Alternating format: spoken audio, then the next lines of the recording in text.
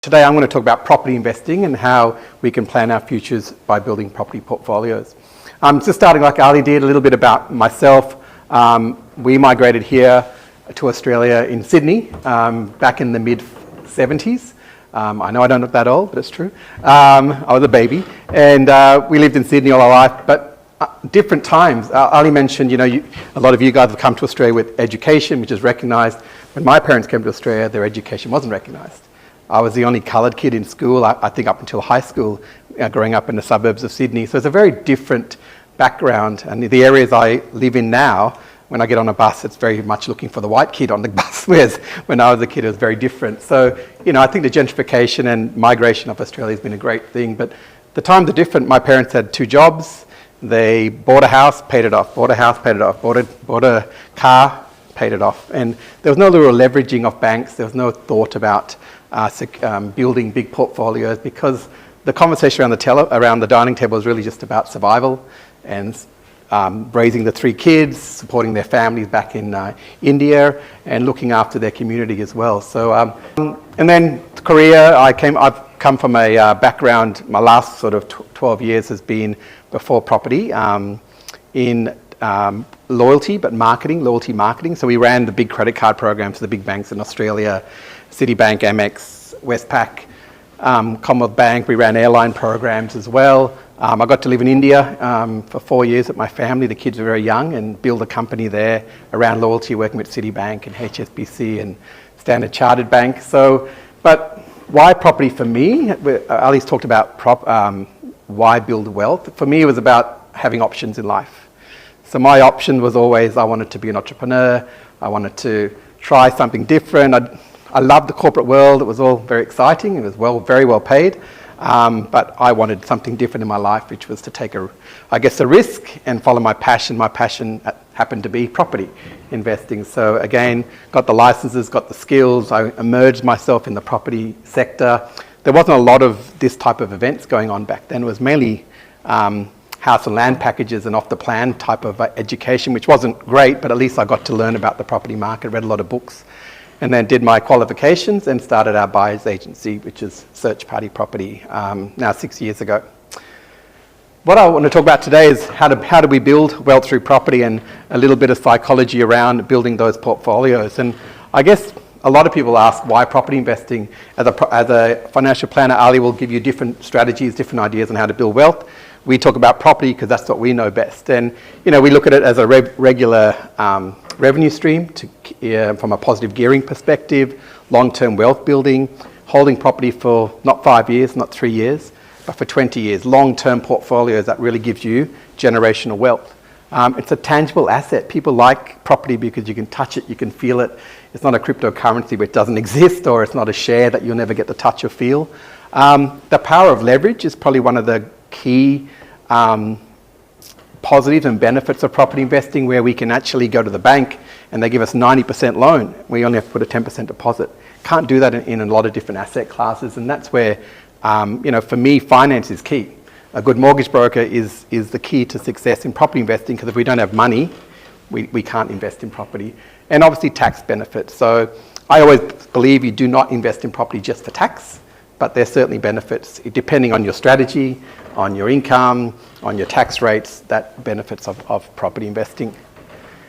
In terms of why property investing for you, is it the right fit? We talk about a few different ideas around whether it's the right fit for people individually. It can future-proof your future. So we talked about different asset classes as well with Ali. So looking at a long-term future, thinking and planning long-term for your future, for yourself and your family. Create an alternate income source. So we all get a salary, we all go to work, but what about having an additional source? So you can either get a second job, or you can look at other ways of doing that. And property investing, we believe, is one of the good ways of creating an extra income source, particularly depending on your strategy. If we go down the positive cash flow route, or we look at more higher growth properties in big cities. Empower yourself and transform your circumstances. So take control. One of the most important things for us is taking action.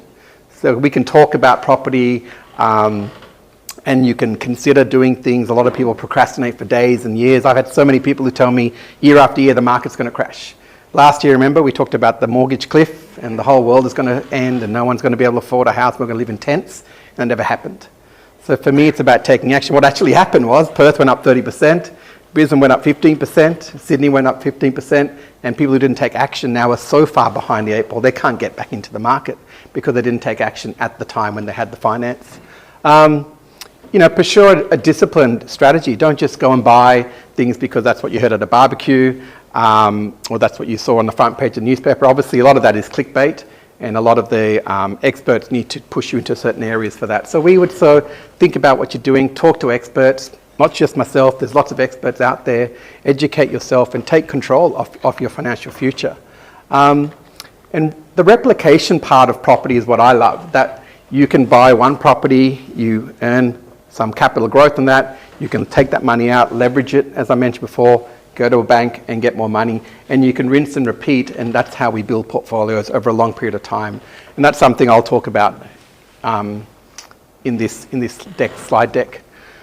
I just want to talk a little bit about our executive teams. This is our exec team. So myself, we got Myrtle here, who you met earlier on, as our property strategist. Farah is our operations and client experience manager. So basically, once a client comes into our business and we contract on a property, she handholds our clients' hands all the way through the 40 steps of buying a property, and then again, what we call the post-transaction. So we do annual reports, monthly check-ins, property management reviews. We do the entire 360-degree service. And David is our acquisition lead and strategist. So he helps our clients once we bring them into our community. We do full strategy session with you, understand where we're going to buy, what we're going to buy, what's the long-term and short-term goals we're trying to achieve. We often talk about goals because, in work, we all go to work, we talk about KPIs and we have budgets and everything to achieve, but in our own lives, we never talk about that.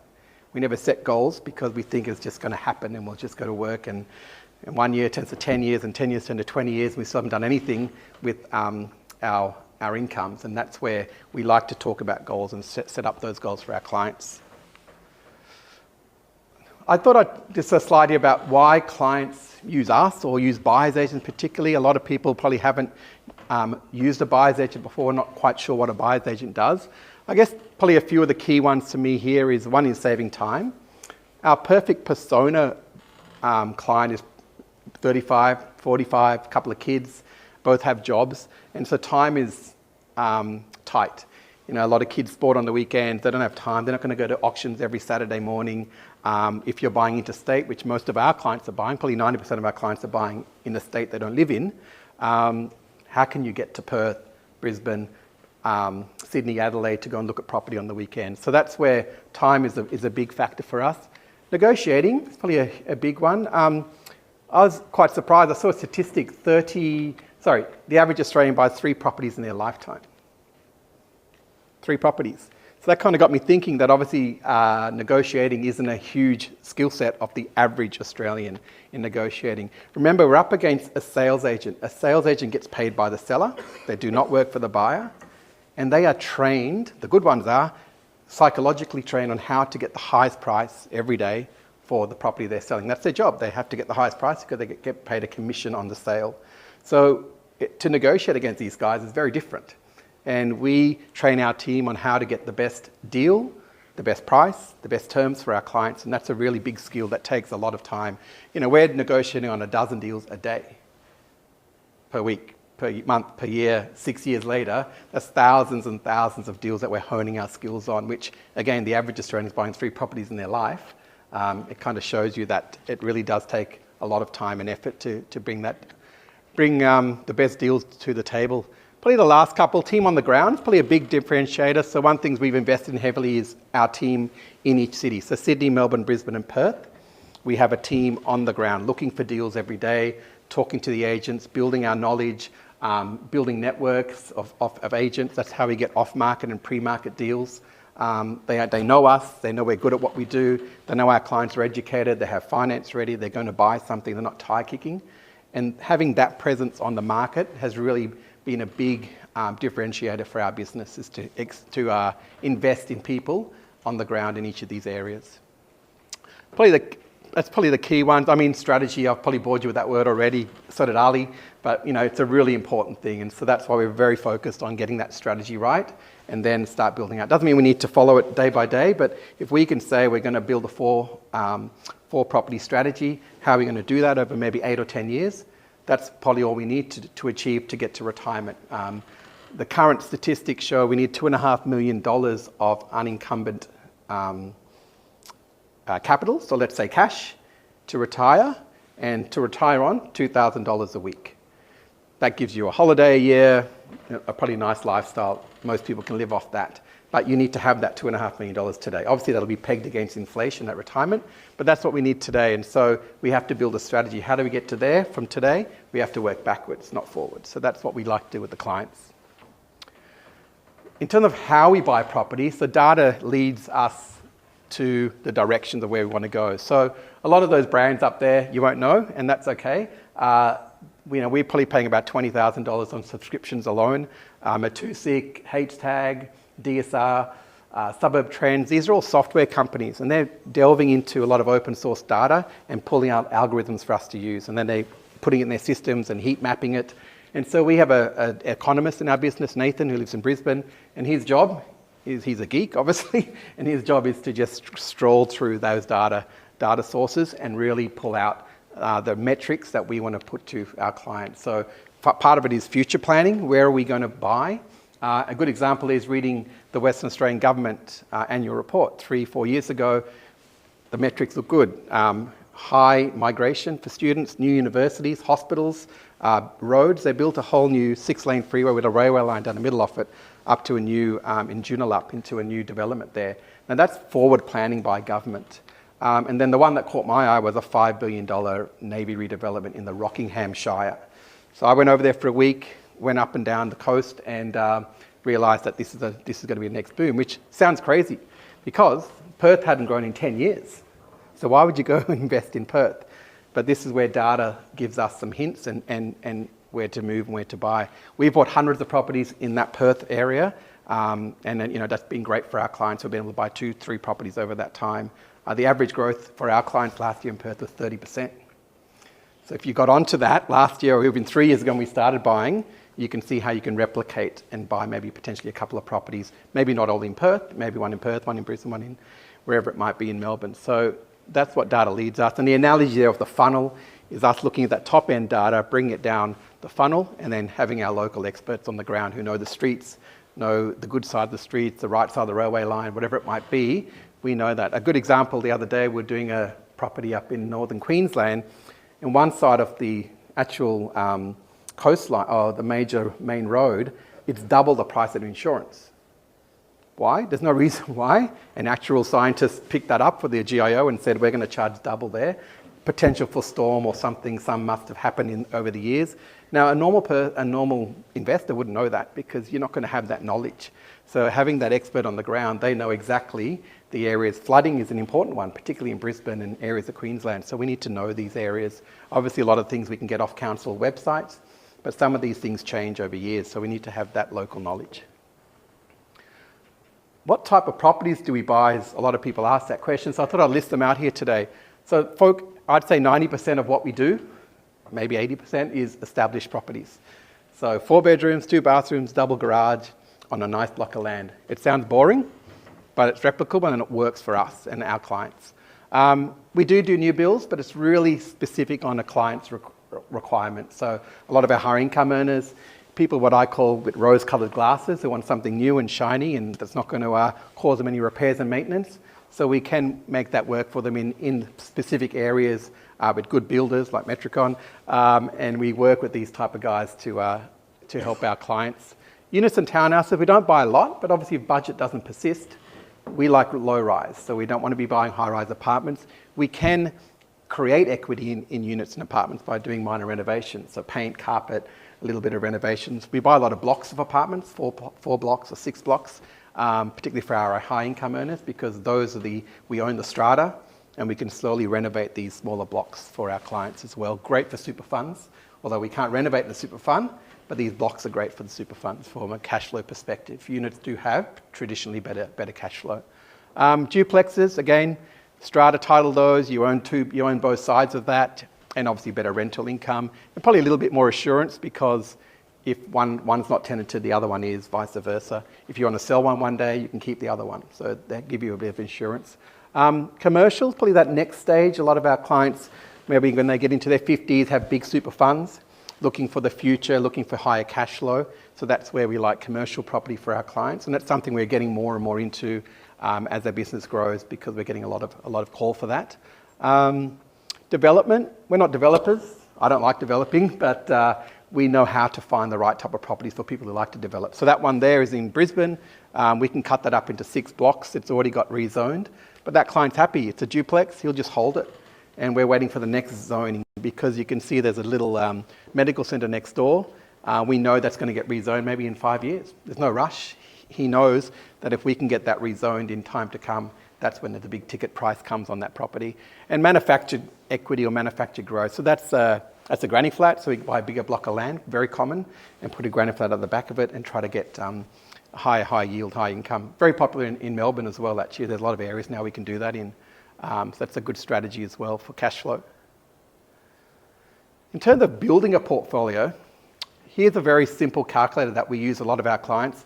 It's very simplified, but it works in the real sense that you buy your first property at say $600,000, compound interest growth at 5%. I think Robert Kawasaki said it was the 7th wonder of the world. 5%, year 3, you pull out that $60,000 and you leverage that with the bank and you buy your second property. Now you've got 2 properties earning 5% compound interest growth. You buy your third, you buy your fourth. Now I'm saying that's in 7 years. It might take you 10 years. You might have private school fees in the middle of it. Things happen like that in life. We haven't bought a property my wife and I for 6 years because we had 2 girls in private schools. So we've stopped buying property for that time. So we're consolidating over the last period of time. And that happens. But if we have a plan, at least I can go back and look at that plan to do that. And the main couple of things on that, so I've said 5%. The average growth in Australia over the last 10 years has been 10%. 10 years has been 7%. So it's been a really great decade for investors. We've had the lowest interest rates in history, and we've had great growth. The last 30 years of growth has been 6%. So that's pretty conservative at 5%. But the key things I want to highlight on this is, A, over 80% of Australian investors only buy one property. 80% only buy one property. There's no factual reason why, but from what I see talking to investors every single day, no planning. They buy poorly, their first one. A bit like myself, bought a high-rise apartment, they might do something like that, or buy off the plan where something doesn't get built. That's very, very common. Or they just don't know how. They just don't know how to buy that next property. So that's probably the key. But if you bought that, let's say you buy one property and you buy a good one, at 14 years stage, you got $1 million. But if you had a plan and you put a plan into place over 10 years or even 14 years, you then end up at $4.5 million. And that's the power of property. And I use the word replication, and it's a replicable process, and that's what that can show you to do. If we build a plan, buy 4 properties over a period of time, a lot of times you hear people saying buy 10 properties in 10 years. I don't subscribe to that. To me, it's about the quality. I'd much rather have 4 very good properties than 10 properties that aren't going to work for me. So I think sometimes I say park the ego to the side and focus on quality, and that will always get us to the end. This is a little new map I found recently. It's quite exciting for me, but I love this sort of data. But what I want to show on this is probably 2 parts. One is that's a 40-year graph. Number 2, look at the side axis on the left. You can see there's very, very small differences in 40 years between Sydney, Canberra, Brisbane, Melbourne, and even Adelaide. They're all in a 7% growth rate. Now, our Sydney siders will say Sydney's the best place in the world to invest, right? It's the best city in Australia. It doesn't show it by those numbers. It's pretty close to Melbourne, Brisbane, and Canberra. No real difference. And so one of the points I like to make is it's about time in the market. You get yourself in the market, doesn't matter where, and you buy well, you're going to make money. But if we all wait and sit on the fence and say the market's going to crash, mortgage cliff, if something's going to happen, we never get anywhere. But what that shows, they look at Melbourne, for example, since we're here in Melbourne today, look at that growth period, almost 20 years of 8.4% growth. What a wonderful time to invest in Melbourne. Great time. We bought properties in that time, particularly in the Geelong area, that did really well. And now everyone's saying, oh, boo-hoo, don't buy in Melbourne, tax, politics, bad COVID time. But to me, that's the dip there. You can see in 22, 23, that's now, to me, is the time to buy. We want to be in the dip of the market. If you look at Perth, we're out at the top, right? We're at 30% growth. We're still buying in Perth, but it's for different reasons. So we have to time the market. I don't have a crystal ball, unfortunately, but what I can show you is 40 years of data that says if you get in the market, you're going to do well over a period of time, and every city goes through its peaks and troughs. Perth's a little bit more boom and bust, you can see there. Melbourne's had a very good long run, and that's why I'm very confident about the Melbourne market moving into the next tranche of, say, 5 or 10 years. Look at Sydney, this perfect almost 8 years of growth, 8 years of nothing, 8 years of growth, 8 years of nothing. So it shows if you're right in the right time, in the right place, and buying consistently, the property market can really work for you and continue to grow for you. I thought I'd quickly run through, I guess, the 4 key cities that we're buying in. Brisbane, we've been buying in Brisbane for 6 years. We bought hundreds and hundreds of property in Brisbane. We love it for population growth, very tight vacancy rate. So we've got a property management business in Brisbane as well. And, it's very easy for us to get tenants whenever we need new tenants. Sub 1% vacancy in most of the key suburbs. I've got the Olympics there, but please do not invest in Brisbane because of the Olympics. It's the infrastructure. So if you go to Brisbane now, there's cranes all over the city, there's tunnels getting built, there's metro lines getting built. So it's like billions of dollars of infrastructure that a government brings into a city. Unfortunately, you guys are missing out on that because you didn't take up the offer of the Commonwealth Games. But that's one of the great things about infrastructure. It does affect areas. In Sydney, we've had a huge metro line put in the northwest of Sydney, near the area I live in, and that's done wonderful things for that area. It's connected the wide west, connects all the way now through on a metro line into the city, non-stop. So these government incentives and infrastructure spends can have huge importance to a city. Perth, I mentioned earlier, I think, talked about migration, but particularly they went for the student migration. Very low unemployment. There's still 20,000 jobs in Perth available just in the mining sector. So this place is booming. It's got lots of jobs, lots of reasons for people to go, and huge migration. So as a percentage, WA is the highest percentage of migrants coming to the country. So they're really pushing hard on that. Very tight housing supply. It takes about a year to build a property in Perth. One of the reasons is they build in double brick. Now that's changing as technology and insulation is getting better, but they were building double brick up until COVID. And then all the brickies went home, back to Europe, and so they've had to come up with a new strategy, so they're building back with single brick, and they're trying different things to escalate, but it's still taking them a year to build one house.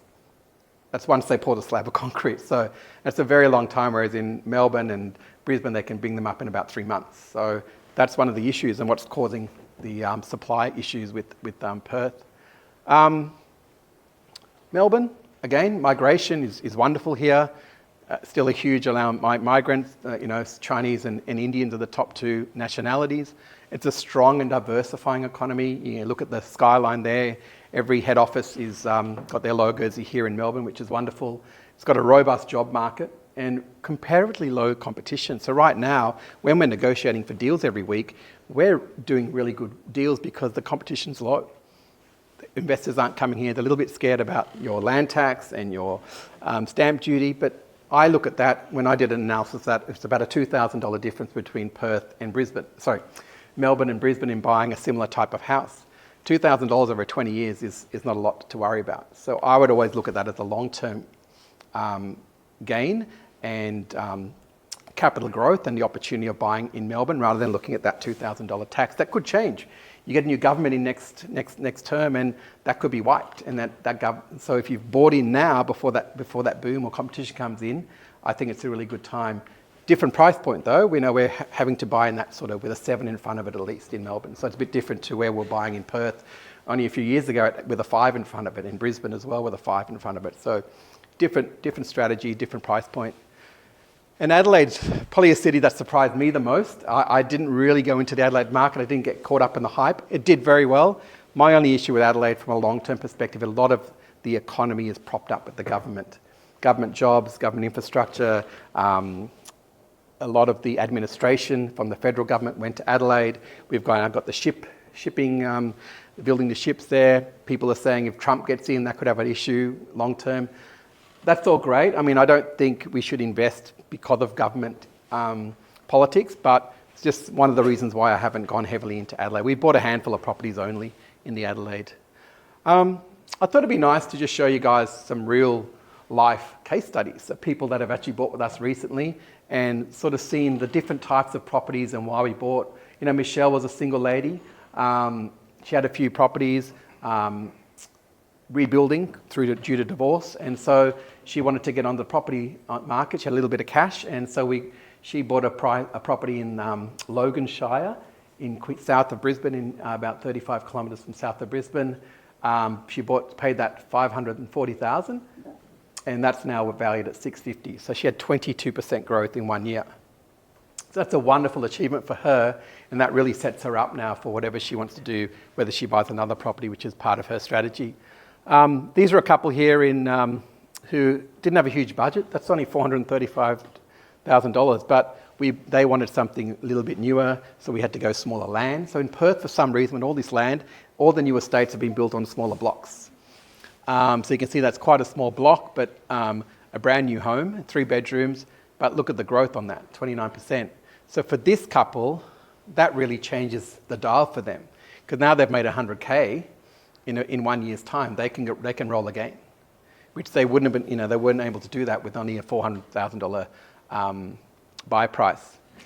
Graham and Lorna, they're a middle-aged couple, and they're using their super fund. So through their financial planner, they created a self-managed super fund, set all that up, came to us.